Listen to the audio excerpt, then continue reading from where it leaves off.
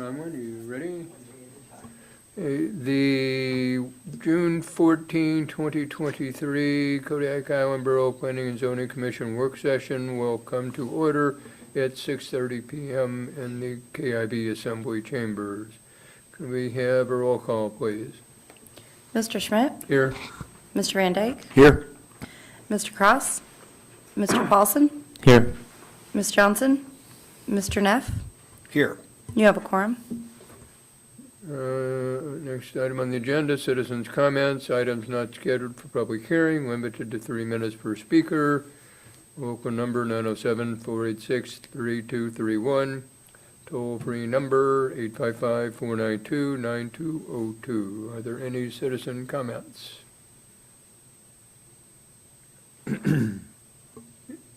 Appears that there are not, so we don't have items for discussion, but we have packet review.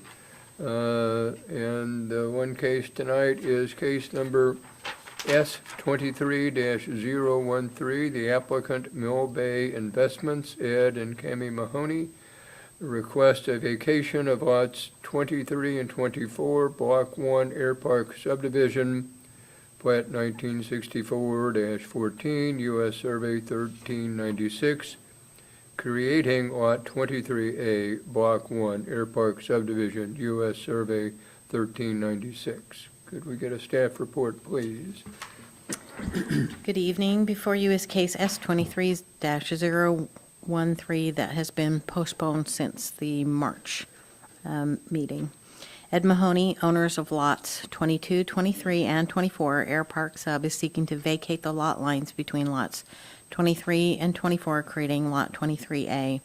During the site inspection, we noticed that Lot 22 did not appear to be in zoning compliance for parking.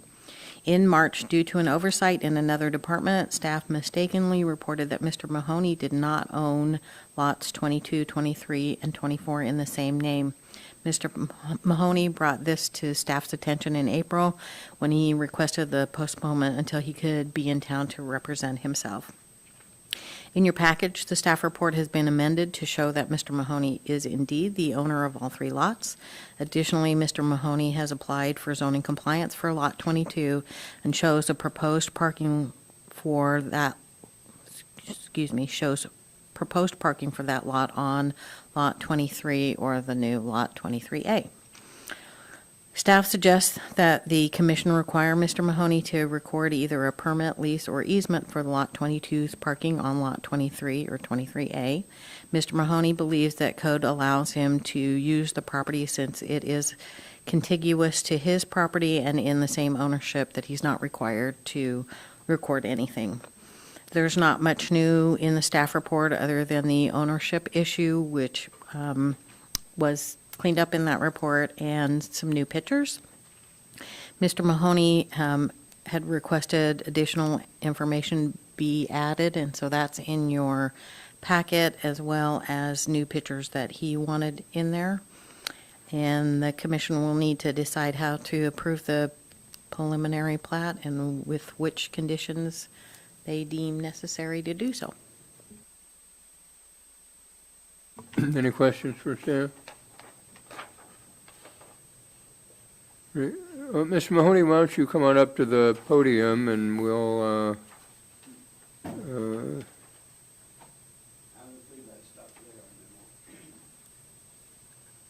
name's Edward Mahoney. you need to turn the microphone on, please. My name's Edward Mahoney.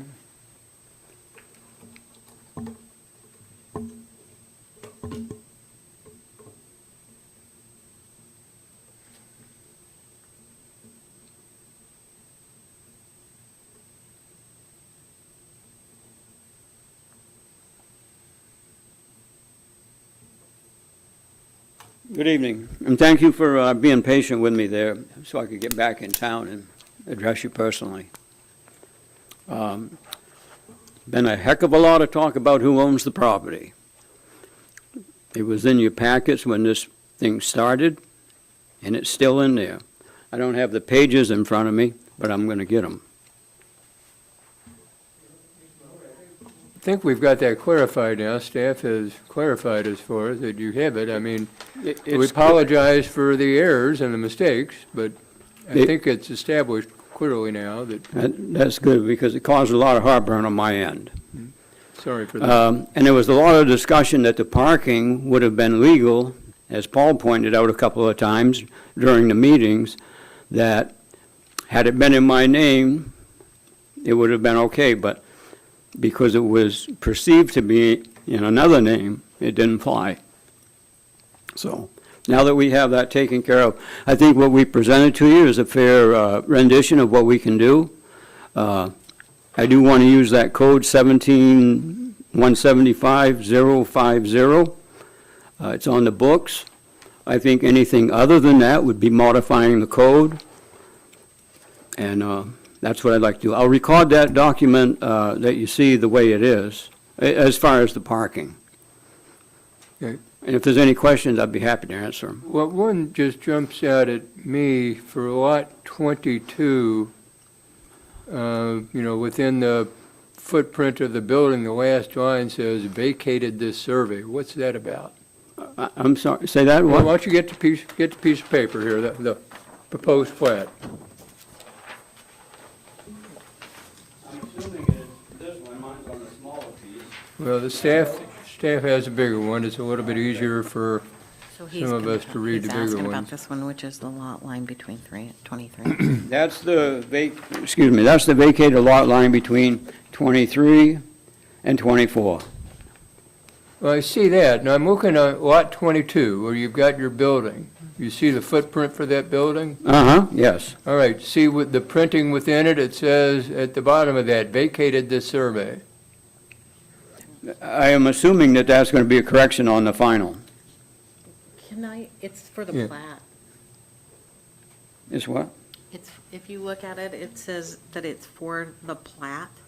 That's, look above it. It says I- lot 22, plat Yeah, 303 that must be a typo or something, but I think we Well, I can get- guess, I don't think it should be there, unless there's a good reason for it. No, I think that should be scratched out of there, because we're not vacating anything this survey on that building. On that lot. Yeah, right, Yeah. yeah. Go ahead, Paul, you've got, waving your hand here. And thanks for pointing that out. I'll Sure. make a note to Mr. the Chair, surveyor. Mr. Chair, I'd just like to point out that this is in the title block, this is proposed parking. So I believe the surveyor may have reused some of his original drawings, and this is not a preliminary plat per se. It's not labeled as a preliminary plat, it's labeled as proposed parking. So I see there's a lot of things that have changed from what this is to what is in our packet.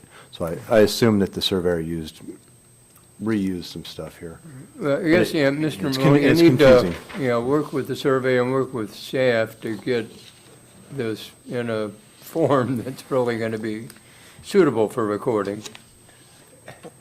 So that was part of it. So Mr. St. Denny emailed me today, and I did say that we need to, as the commission, you guys need to decide, do you want a preliminary plat that includes that parking? Will you accept the old preliminary plat now that he is showing you his proposed parking on this proposed parking plat? Because that was kind of the request in the prior meetings, was that the commission wanted to see how the parking was going to be. If you look at the proposed parking plat number 1 that's in your packet and not printed out for you, Could you refer us to a page number? it would be the one. It's like the second page in the packet. Yeah. Okay. So if you look at that one, you can see that he's calling out 1 and 2 being on the new plat, but then in red, you can see 3, 4, 5, 6, 7, and 8 are on lot 22. So that's why it only says 1 and 2 on that one, because he didn't incorporate the parking that he can fit on lot 22. So he has enough parking for 6, and he only will need parking for 2, the way he's configuring it now.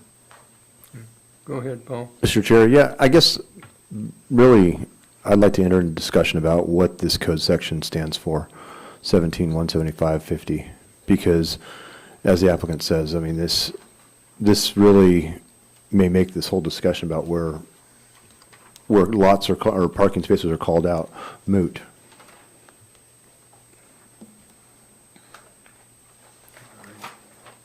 Tammy, can you answer that question? Whatever.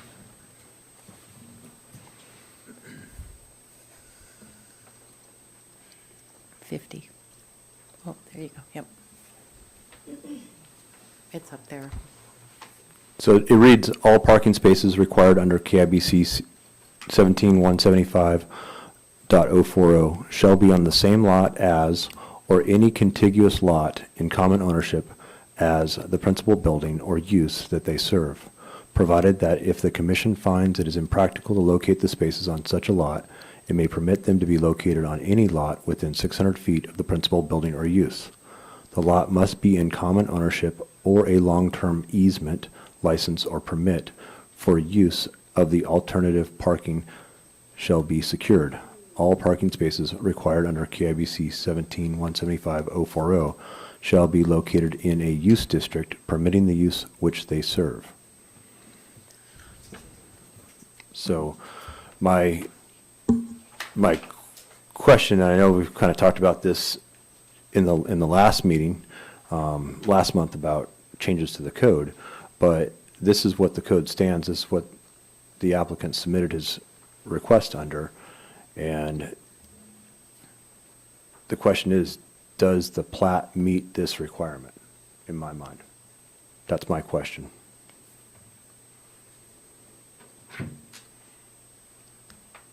Yeah, I wasn't here last month for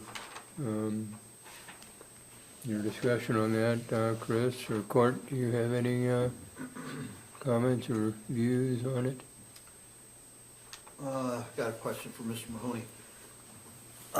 So, are you interpreting this as you don't have a need to actually have an easement or anything like that eventually for the parking? Or because you're going to continue to own both lots? Is that what you're thinking, or? Well, I certainly, it's a contiguous lot, that's for sure. And it does lend itself well to parking. We've been doing it there. And if I couldn't have used that because of some reason, then I would look for within 600 foot, which is basically 10 lots down the road. But I don't need to do that. And I am using this code, yes. Okay. Do you understand, Eric? I think the concern we voiced was that if you chose to sell one or the other properties without having an easement secured, that somebody could be stuck with a bill of goods on that. I certainly understand that. I'd be a fool to do that. My neck would be on the chopping block, number one. I don't think anybody would like to see me get sued. So I would have to disclose that. And if somebody bought that, I would disclose it. And I don't know how we could, make it any different. I'm working within the code, and unfortunately, that's what the code said. I would suggest that you look at the code in the future and check that out, because it is giving me permission to do that. There are some other, I won't get into whom or what, but there are other issues out there that places have been built, they don't have enough parking, and they are using the neighboring lot. But anyways, that's what I'm using, yes, Court. Thank you. Thank you. Chris? So it sounds like the question is common ownership. What does that mean? They're owned by different entities. So Mill Bay, Yeah, I No. think that seems, and it's been. Yeah, okay. Could you go to the page number in the packet that, so if it's been resolved, then it is understood to be in common ownership. Is that what you're So, saying? in 2021, there was a corrective deed that put it Oh. in Ed and Cammie's name. Oh, He applied for it in Mill Bay Investments, so that's why it's on that way in your packet. But the parentheses saying that it is Ed and Cammie Mahoney was to show you, and in the package, I do say, with that deed that was recorded, I believe, on 7/2 of '21, it did put that, but assessing missed that, So it wasn't put in for community development to see that. So that's why he applied for it that way, and that's why we brought up the whole thing of it being incorrect. When Mr. Mahoney brought it to our attention that that deed was recorded, that's when everything changed. Staff is still suggesting that in order to protect the borough from anything happening, that you can require, and we have required on other properties, that there be, it doesn't have to be an easement. It can be a permit or some recorded document saying that he's allowing for that property to be used for parking, so that if he did sell it, then everybody is aware, the public is aware that parking for that lot, for lot 22, is on lot 23A, or whatever. So that's all that we're suggesting. He is right that he doesn't have to, but you can require it. Understood. Parliament, can you go back to the code, please? Briefly. Pardon me? Yeah. Sorry. He's- So,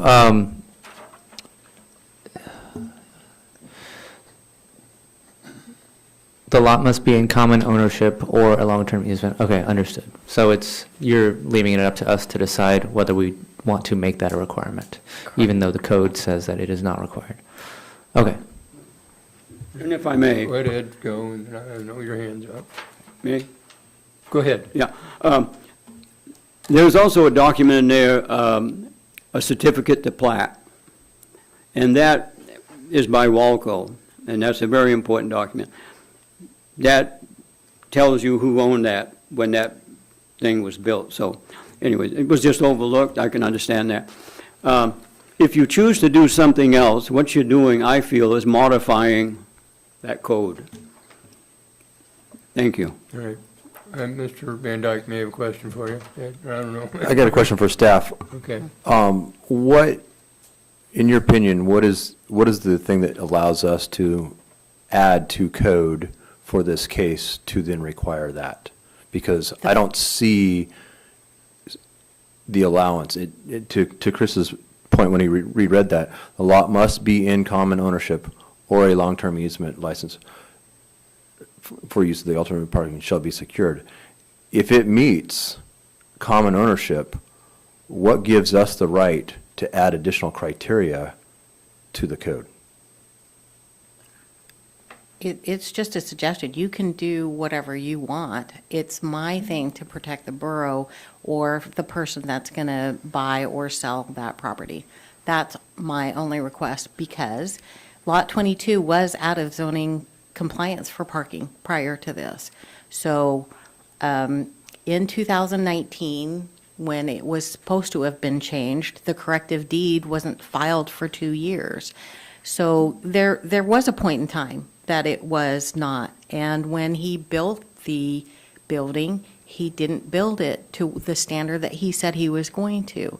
So I'm not calling him out. I'm saying, as a borough, we need to protect the parking situation for that lot because of the situation that it's in right now. And you're absolutely right. I mean, there were mistakes made in the past, but going forward, I don't see where we have the right to impose additional criteria on what's been presented in front of us that appears to meet the requirement of the code. I agree with you that there were mistakes made in the past, and I would like to say that I think there were mistakes made both by the property owner and maybe the building inspector's office, who should have made sure that it was built where it was proposed to. And I won't go any further, but it just seems like those may be the two entities who are at fault for the prior action.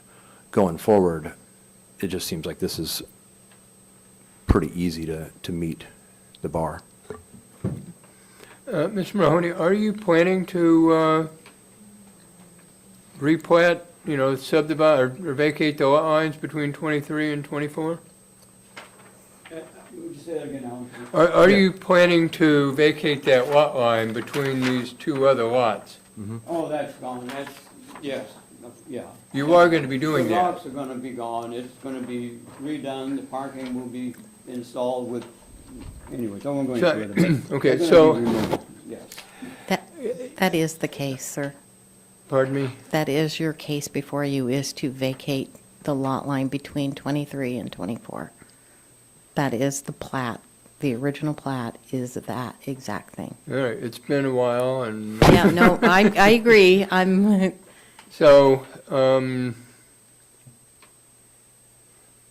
I guess, yeah, I would like to see it come back. So will it be on the agenda then next week? We're gonna have, okay, the approval of the replat. And if it would if the replat is gonna show the parking spaces for lots 1 and 2 for lot 22, that would make it, I mean, as you have here, that I think would cover what we need to do. So, if you want to, staff will, work with, say, maybe some language on here that needs to be cleaned up, or you could, work on that. But that's, yeah, I didn't want to spend Mr. Mahoney's money, so I asked Mr. State Denny Yeah. to wait until we have this meeting so that if you want on the preliminary plat that to be added in, and then he could make the changes so that maybe we could lessen the number of conditions, because there were some changes that the surveyor needed to make to the original one, and he could do that in one fatal swoop. And we could go back for agency review if you require that too, or not if you don't want it to, so. okay. Go ahead, Paul. So I guess I have a question for Mr. Mahoney. What would you, we've got a number of options that we've been presented with. What is your preference as the property owner? Do you want to dedicate these 2 spaces to the lot? Do you want to go with the code section that says you can use the contiguous parking and not have a dedication?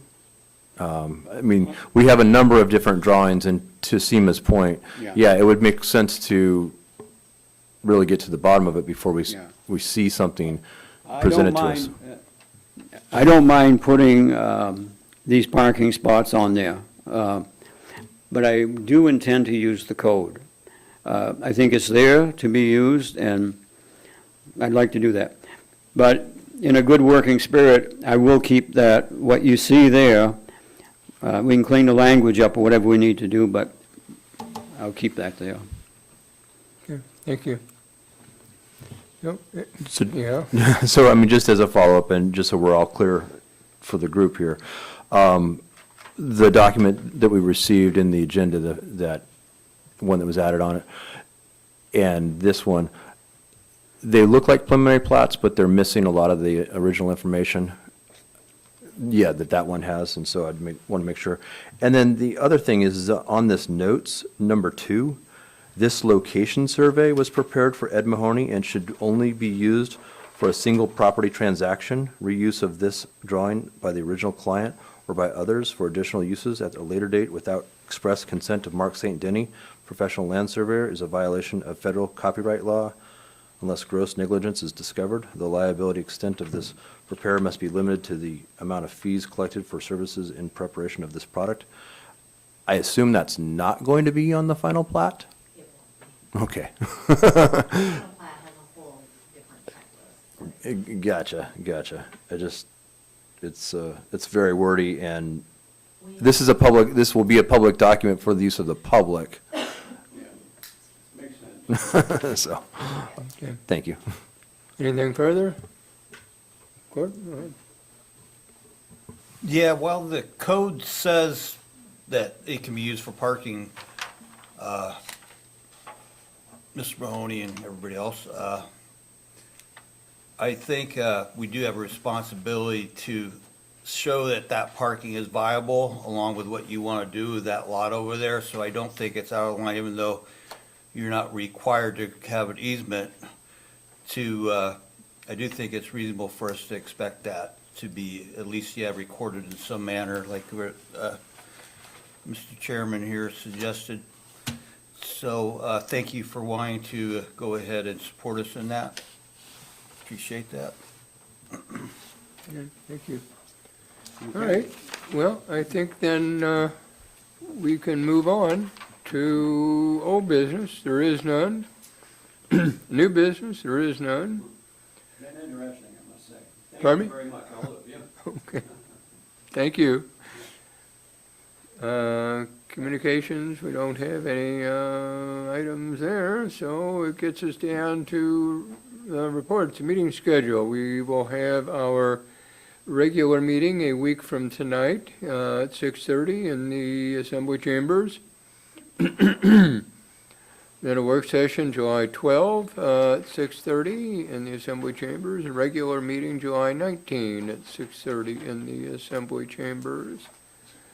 Brings us then down to citizens' comments. Items not scheduled for public hearing, limited to 3 minutes per speaker. Local number 907-486-3231, toll-free number 855-492-9202. Any citizens' comments? No, looks like we might have some. Yes, my name is Scott Arndt. Sign in here. Basically, I like it showing the easement on there. And I think that we need to clean the code up a little bit. Otherwise, this would have slipped through and somebody would have paid down the road. Because what happens is, Ed's intent is to hang on to those for now. When somebody dies, we don't remember what they said. And then things get split up, and all of a sudden we got a mess. And that's how we got some messes on other pieces of property. So, since Paul seems to have a problem with interpretation, I think that needs to be cleaned up to make sure there is no more problem with interpretation. So, but the easement on the parking spaces is the right thing to do. Thank you. Thank you. Still don't like me, huh? No. Any other citizens' comments? No, I'm serious. No. Okay, all right, we'll move then down to staff comments. Next week, Bronwyn will be gone, so Irene will, from the clerk's office, will be sitting in and being our Hold on clerk. just a moment. Gentlemen, yeah. So the one thing for Irene is that I'm not sure that she'll be able to do all of this for us. She is out of the office this week, so we were unable to show her what we did, but she thinks that she understands, so hopefully we'll be able to go in the same way that we've been going. The one thing that you didn't bring up was that there is a code enforcement letter that will be included in your packet to see for next week. And that is over for Mr. Cole and enforcing the zoning compliance on that. That case now is going before the assembly, not as an appeal, but as a request for the assembly to override your decision. It went for the work session last week, and it can be moved to public hearing tomorrow. Staff is requesting that they postpone and uphold your decision if they do go to public comment. The July meeting scheduled are the two ordinances, the parking and the ADU ones that we talked about last month. They will be on for your schedule for July. So hopefully you guys have had a couple of months to think about whatever changes or anything that you guys want for that. We did make the changes that we had talked about in last month's meeting, but we could probably publish that right away because nobody can come in for July. We don't have any new cases that have come in yet, so that's all I have. There's a Okay, heated thank you. discussion going on out there. You have a question, or you? I do have a question for staff. Is P&Z representing themselves tomorrow at the assembly meeting? It is not a appeal, so So- there is no requirement. I got the for- night off? You do. Thanks. You have the next 3 weeks off. You All have the right. next 5 weeks off. So the assembly will have the opportunity to postpone, and then it won't go forward to public hearing. If they do move it to public hearing, it won't actually go, I want to say they have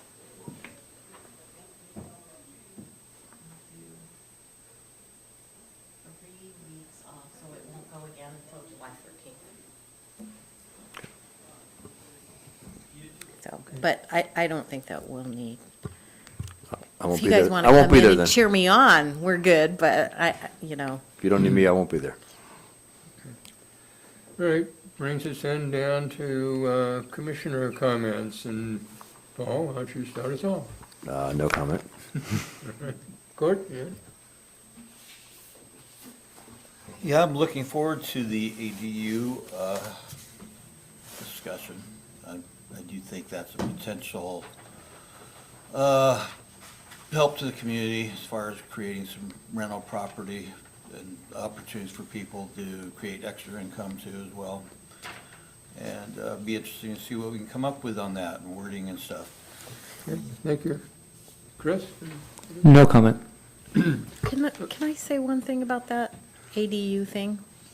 In assessing, we are adding more ADUs and properties into the Airbnb, that kind of rental deal in 2024. We're almost going to double what we had because people are taking those ADUs out of being a rental month to month for a family or for somebody else and putting them on Airbnb.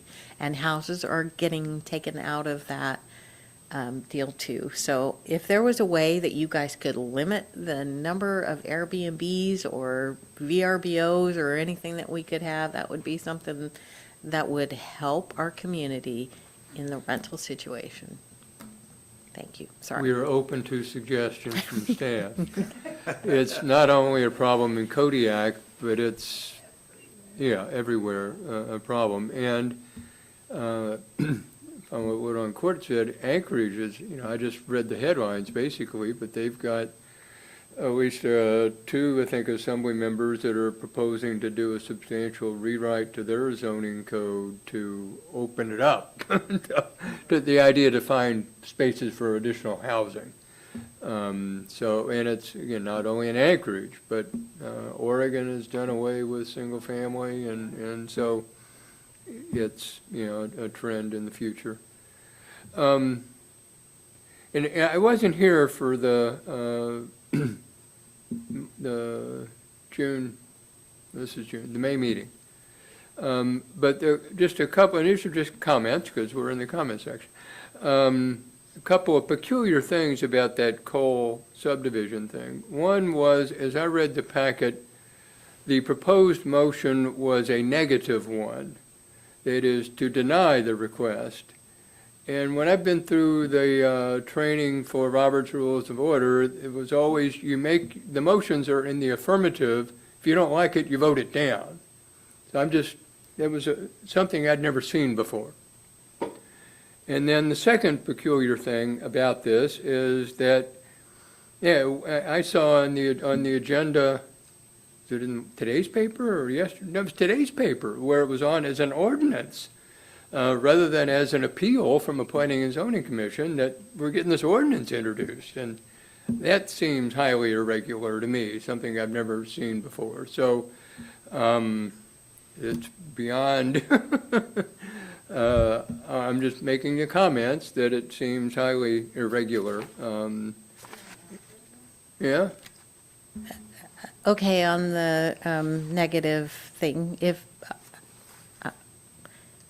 I'm as new to introducing these things and writing these deals, so, okay, from now I on. wasn't here for the Yeah, meeting, so I couldn't right. make any comment then. but- However, the appeal, non-appeal, appeal, non-appeal, I think that's literally how it went.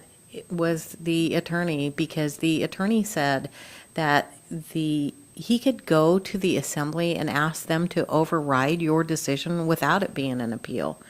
And that he believed that we should rewrite code to say, because it's legislative, it's not a Superior Court decision. It's a legislative decision that the assembly has the last say on. So you introduce it as an ordinance to go to them to override your decision. And that's why it's not an appeal. Never have seen that in 10-plus years. You know what, even because we before that. started out as an appeal, Yeah. I think you guys might remember me coming saying, okay, we have an appeal and you're gonna have 10 minutes because we've got to figure this out. And while I was on vacation between Nova, the attorney, and everybody else, it literally went to a non-appeal. So you might check with Nova, but I think in the future, any motions that come before us should be in the affirmative. You know, we're going to be Yeah. doing this, and if it's that we don't want to do it, we vote it down. Okay. Okay. All right, so it's now, my clock went away here, 7:06, we will adjourn. I don't think we'll adjourn until next week.